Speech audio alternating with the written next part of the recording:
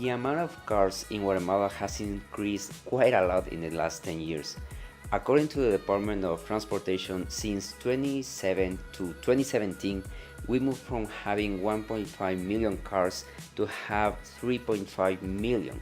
And just in the capital city, we reached the amount of 1.6 million cars last year. So that means that there are more cars now just in the city than there were in the whole country 10 years ago. That means that the amount of cars increases at a rate of 7% every year, but our road infrastructure only increases at a rate of 1% every year. And that translates into a hell lot of traffic. According to a study made in 2016, for example, the average travel speed in Guatemala City in the morning is about 12 kilometers per hour. And there have been many attempts by the municipality to solve this issue. For example, they have been assigning police officers at key intersections in order to handle the heavy traffic. However, one person can only handle so much information at the same time. So it's not very feasible nor very scalable to use a human power to solve this issue. And in the general sense, it's not a very good idea to use human power to solve and to develop very complex tasks for a long period of time. And that's when my smart traffic light system comes into the scene. Smart traffic light is controlled by an algorithm based on artificial intelligence, specifically reinforcement learning. It receives information from many different sources about the state of traffic, such as radars, induction loops, or surveillance cameras.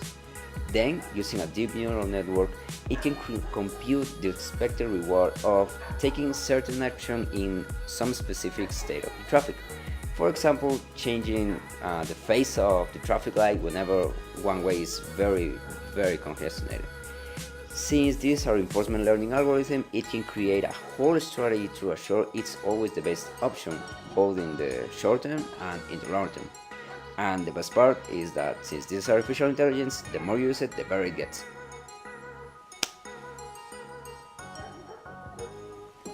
In fact, this was a topic for my grad thesis. At the beginning, I proposed an improvement of 10% in the traffic flow, measured in average speed across the intersection and average waiting time to get into the intersection. After developing a working prototype, and after training it in 100,000 simulations, the results were amazing. I ran 10 validation sets in order to prove my hypothesis, so comparing 10 hours of traffic using a traditional control algorithm and an algorithm based on artificial intelligence, the speed on the intersection increased by 47% and the average waiting time decreased by 25%.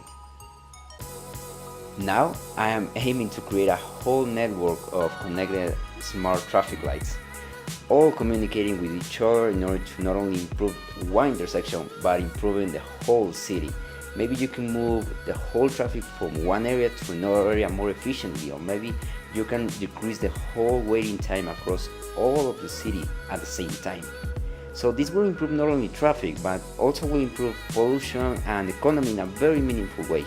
So let's build the future together. Let's build a better Guatemala city together.